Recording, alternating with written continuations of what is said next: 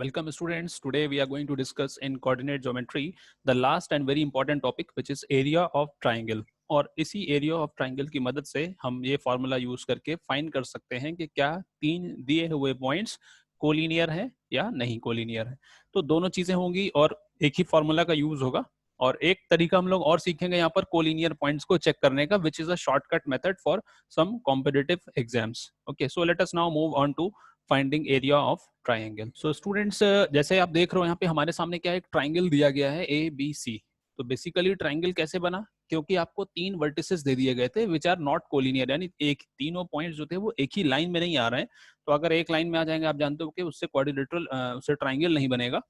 But अगर वो non collinear होंगे जैसा कि यहाँ पर दिख रहा है तो उससे एक ट्राइंगल बन जाएगा। अब हमें वर्टिसेस के कोऑर्डिनेट पता है। We know that the coordinates of A are x1 y1, coordinates of B is x2 y2 and coordinate of C is x3 y3। Question ये है कि ये सब जानते हुए हम इसका एरिया कैसे फाइंड करेंगे। So we will not go into the details of deriving how to find the area. ठीक है, एरिया निकालने का तरीका क्या है, देखो यहाँ पर एरिया निकालने का तरीका है, आपके सामने बन रहे हैं टोटल तीन ट्रिपेजियम्स। ठीक है, A B Q P, then A P C R and the third one is B C R Q. तो हम क्या करेंगे, हम दो ट्रेपेजियम का एरिया निकालेंगे और उसमें से थर्ड ट्रेपेजियम का एरिया सब्ट्रैक्ट कर देंगे and then we will get the area of the triangle. So you know how to find the area of trapezium. उस डिटेल में हम लोग नहीं जाते how to prove this, but first of all we will see the formula. देखो यहाँ पर आपको फॉर्मूले को ध्यान में रखना है और इस फॉर्मूले को याद रखने के बहुत सारे तरीके हैं। One such method is described here, जैसे कि आप यहाँ पर देख रहे हो रेड कलर के जो आपके एरोज हैं व्हाट दे आर डिस्क्राइबिंग, तो वो एक आप देख रहे हो एंटी क्लॉकवाइज ऑर्डर क्रिएट कर रहे हैं। तो हम सबसे पहले कहाँ स्टार्ट करते हैं, ए से मूव करें बी पर, बी से सी पर और फिर सी से वापस ए पर। तो हमने एक साइकिल को कंप्लीट कर लिया। तो किसी एक तरीके से भी आप स्टार्ट कर सकते हो, चाहे क्लॉकवाइज या एंटी क्लॉकवाइज, और फिर इससे हमें एक फॉर्मूला मिलेगा that is half x1 y2 minus y3 plus x2 y3 minus y1 plus y1 minus y2। तो देखो पहले समझ लेते हैं ये फॉर्मूला आया कैसे। सो यहाँ पर स्टूडेंट्स आप देखो सबसे पहले हमने क्या किया, अगर आप सपोज करो ए से स्टार्ट करते हैं तो हमने सबसे पहले तो देखो 1/2 लिख लिया बाहर, और आपने क्या किया, आपने इसका x कोऑर्डिनेट उठा लिया। तो ए का x कोऑर्डिनेट क्या है, x1। अब आप देखो जो अगला पॉइंट है उसका y कोऑर्डिनेट क्या है, तो वो है y2, और उसके बाद जो पॉइंट है उसका y कोऑर्डिनेट है y3। तो ये आ गया आपका इस तरह से। अब नेक्स्ट पॉइंट पे आ जाओ, नेक्स्ट पॉइंट है आपका b। तो आपने b का x कोऑर्डिनेट लिख लिया, ये है x2। अब सेम ऑर्डर में अगर आप आगे बढ़ो तो आपके पास क्या आ रहा है, आपके पास अगला जो पॉइंट है c, उसका y कोऑर्डिनेट है y3। नेक्स्ट आप आगे बढ़े, नेक्स्ट पॉइंट है आपके पास a, उसका y कोऑर्डिनेट है आपका y1। Then the last point is c और उसका आपने x कोऑर्डिनेट नोट कर लिया x3। अब जब आप x3 पे आ गए हो तो आप देखोगे कि इसी ऑर्डर में जो अगला पॉइंट आ रहा है आपका वो है a, और उसका y कोऑर्डिनेट हो रहा है y1, और नेक्स्ट पॉइंट है b, उसका y कोऑर्डिनेट हो रहा है y2। So you got y1 minus y2। ये आपका पूरा फॉर्मूला कंप्लीट हो गया। ठीक है, सो दोनों तरीके से आप आगे बढ़ सकते हो, चाहे आप क्लॉकवाइज डायरेक्शन में बढ़ो या आप एंटी क्लॉकवाइज डायरेक्शन में बढ़ो। The only difference will be, आपको हो सकता है कि टोटल वैल्यू नेगेटिव मिले। ठीक है, तो नेगेटिव या पॉजिटिव आने से कोई फर्क नहीं है, बिकॉज एरिया जो होता है वो हमेशा आपका क्या होता है, एरिया इज ऑलवेज पॉजिटिव। तो जो भी वैल्यू इसकी आती है उसका आपको क्या करना है, उसका आपको साइन हटा देना है। सपोज करो यू गॉट -51। ठीक है, तो आपका एरिया क्या हो जाएगा, एरिया हो जाएगा 51। ठीक है, तो ये माइनस साइन जो है इसको आप इग्नोर कर दोगे। ओके, अब यहाँ पर इंपॉर्टेंट पॉइंट ये कोलिनियरिटी की अगर हम बात करें तो अगर देखो यही तीन पॉइंट्स कोलिनियर होते तो आप जानते हो ट्राइंगल तो बनता नहीं। ठीक है, यानी कि पॉइंट ए कहाँ पर आ जाता, लाइन बी सी पर आ जाता, तो आपका जो एरिया हो जाता वो क्या हो जाता, एरिया ऑफ द ट्राइंगल 0 हो जाता। तो ये कहलाती है condition of collinearity. When the area of the triangle is 0 that means the points are collinear. Okay, तो अगर आपको चेक करना है whether the given points are collinear और नॉट, जस्ट एरिया निकाल के उसको 0 से कंपेयर कर लो। If it is equal to 0 तो इसका मतलब कोलिनियर है, otherwise they are not collinear. Now moving on to the results which are derived from this one.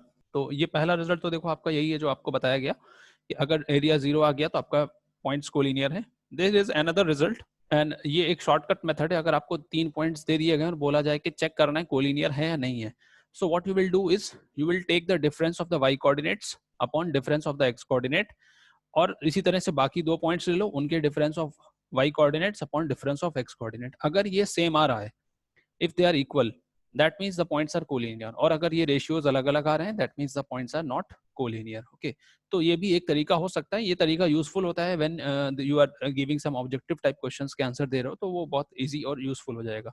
Late us move on to the very first problem. तो देखो ये बिल्कुल straightforward direct formula based question है, and in this question we need to find the area of the triangle with vertices whose coordinates are 1 minus 1 minus 4 comma 6 and minus 3 comma minus 5। तो सबसे पहले triangle के vertices आपको मिल गए हैं। Label the points as x1 y1 x2 y2 x3 y3, ये आपने एक बार आइडेंटिफाई कर लिया। Then in using the formula देखो आपने x1 रखा पहला पॉइंट, तो उसका x कोऑर्डिनेट ये आ गया आपके पास। देन नेक्स्ट पॉइंट आप जाओगे तो उसका y कोऑर्डिनेट क्या है आपका 6 है, तो आपने 6 लिख दिया माइनस y3। तो y3 क्योंकि -5 है तो उसको हमने यहाँ पर माइनस ऑफ -5 लिखा हुआ है। सेम आपका ये हो गया x2, then this is y3 minus y1, next we have x3 and you have y1 minus y2। अब आपको क्या करना है, यही नंबर्स को सिंप्लीफाई कर लेना, जस्ट सिंप्लीफाई द टर्म, और जो भी वैल्यू आता है if it is positive okay, if it is not positive then take the absolute value, sign ignore करके आप उसको निकालोगे, that will be the area of the triangle. So on simplification first term आपका 11 आ गया, बीच वाला term आपका 16 आ गया और थर्ड टर्म आपका 21 आ गया। On adding you get 48 and then divided by 2 what we will get is 24, so the area of the triangle is 24 square units। again next problem is almost similar, यहाँ पर भी हमें क्या निकालना है, एरिया ऑफ द ट्राइंगल। तो हम यहाँ पर देखो क्या कर सकते हैं, पहला स्टेप हमारा x1 y1 पॉइंट्स की पहचान करना है आपको, उसको लेबल कर लेना है। लेबल करने से स्टूडेंट्स क्या होता है, मिस्टेक का आपका कोई चांस नहीं होगा। So now what is area, तो आप जानते हो एरिया निकालने के लिए हम किसी भी एक पॉइंट से स्टार्ट कर देंगे और फिर उसी ऑर्डर में आगे बढ़ेंगे। जैसे कि हमने सबसे पहला पॉइंट x1 ले लिया, सो x1 यहाँ पर 5 है। अब आप अगले पॉइंट का y कोऑर्डिनेट लोगे विच इज y2 7 है, देन माइनस y3, तो आप देख रहे हो y3 -4 है, तो हम लिखेंगे minus of -4, so that is the first term. अब सेकेंड टर्म के लिए क्या करोगे आप, x2 ले लो, x2 आपका 4 है, यहाँ पर आपने 4 लिख लिया। अब नेक्स्ट पॉइंट है आपका c, उसका y कोऑर्डिनेट ले लिया -4 माइनस y1, तो y1 आपका है 2, then plus x3, x3 है आपका 7, now multiply it by y1 minus y2, तो y1 minus y2 means 2 minus 7। just simplify this whole expression to get the values of the first term 55, then minus 24 and the last one is minus 35। अब आपने sum up किया तो आपको दिख रहा है कि -4/2 से आपकी वैल्यू जो आ रही है वो नेगेटिव आ रही है, but you know that area जब हमें लेना है तो साइन मैटर नहीं करेगा, so we will ignore minus sign and the area comes out to be 2 square units। Now there is the question of collinearity, find the value of k if the points are collinear। so what you can do is just find the area of the triangle and equate it to 0। जो area आ रहा होगा उसको 0 के equal कर दोगे तो आपको solve करके k की वैल्यू मिलेगी, that is the required value of the variable or unknown values। so we get here half x1 that is 2, then y2 minus y3 k minus -3 plus x2 y3 minus y1 and then we have x3 y1 minus y2, that should be equal to 0। now what we will do is we will simplify this entire expression and solve to find the value of k which is the required value।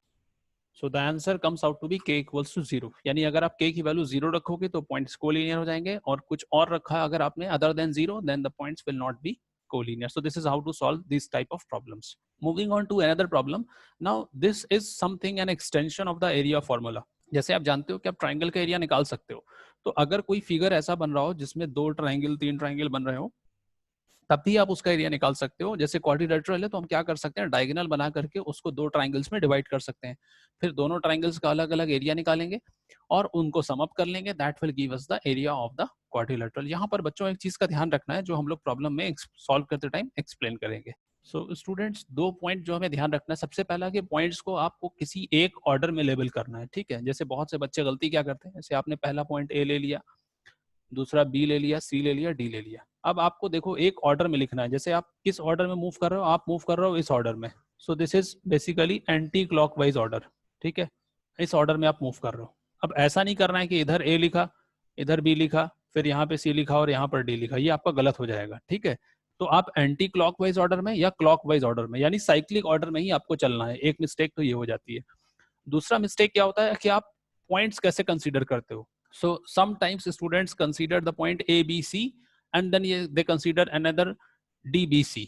So A, B, C और D, B, C अगर आप देखोगे तो वो अलग अलग triangles नहीं है बल्कि उनका कुछ पार्ट कॉमन है। So the best way is to draw the diagram।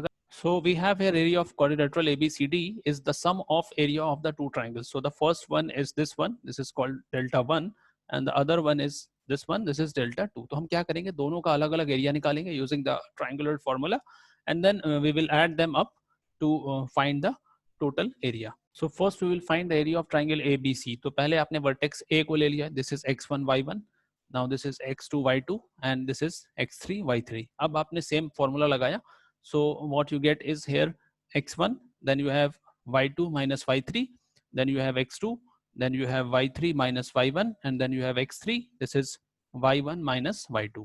Simplify करके आपको मिल गया एरिया 21/2 स्क्वायर यूनिट्स. अब आप आ गए दूसरे ट्राइंगल पर, विच इज ADC और ACD. आपने इस ट्राइंगल में देखा कि ये हमारे पास x1 y1 हो गया, then this is again x2 y2 and this is x3 y3. अब आप इसमें भी सेम फॉर्मूला लगा दोगे तो आपके पास क्या आया, x1, then you have y2 minus y3, then you have x2, this is y3 minus y1, and you have x3, this is y1 minus y2. अब आपको ये दोनों को सिंप्लीफाई कर लेना है. पहला वाला आपने सिंप्लीफाई किया तो आपको वैल्यू मिली 21/2, और सेकंड को आप सिंप्लीफाई करोगे तो आपको मिलेगा, so the second one is 35/2 and the first is 21/2. Area निकालने के लिए आप इसी फॉर्मूला को देखोगे, यहाँ पर आपने वैल्यू रखा 21/2, आपका एक वैल्यू आया, 35/2 आपका दूसरा वैल्यू आ गया, दोनों को ऐड किया तो आपको मिलेगा 56/2. 56/2 means 28. So that is the final answer. 28 square units is the area of the quadrilateral. तो क्वाड्रिलेटरल का एरिया भी हम लोग निकाल सकते हैं using the formula of triangle, और इसी तरह से बाकी सारे पॉलीगन्स का भी एरिया आप निकाल सकते हो इसी फॉर्मूला का यूज करके. Now we are given vertices of a triangle and we need to find the area. तो बिल्कुल सेम तरीके से हमें प्रोसीड करना है और हम इसका फॉर्मूला यूज करेंगे, then we will find the area. So similarly as earlier हमने क्या किया, पहले x1 y1 दो पॉइंट्स हो गए, x2 y2 x3 y3 coordinates को आपने आइडेंटिफाई कर लिया. अब आपका फॉर्मूला क्या होता है, देखो फॉर्मूले में पहला आता है x1, उसके बाद आता है y2 minus y3, तो आपने वैल्यूज को पुट कर दिया. Similarly x2, then you have y3 minus y1, and then x3 we have y1 minus y2. Simplify किया तो आपको मिला 21/2 which is 10.5 स्क्वायर यूनिट्स. यहाँ पर भी आप लेबल कर सकते हो, इसको आप x1 लिख लो, इसको y1 लिख लो, इसको आप x2 लिख लो, इसको आप y2 लिख लो, इसको आप x3 लिख लो और इसको आप y3 रख लो और सीधे फॉर्मूला लगा दो. तो नेक्स्ट प्रॉब्लम में भी आपने देखा, यहाँ पर हमने वैल्यूज को आइडेंटिफाई कर लिया था और अब जब इनको फॉर्मूला में पुट किया तो हमें क्या मिलता है एंड में 64/2. 64/2 मींस 32 स्क्वायर यूनिट्स.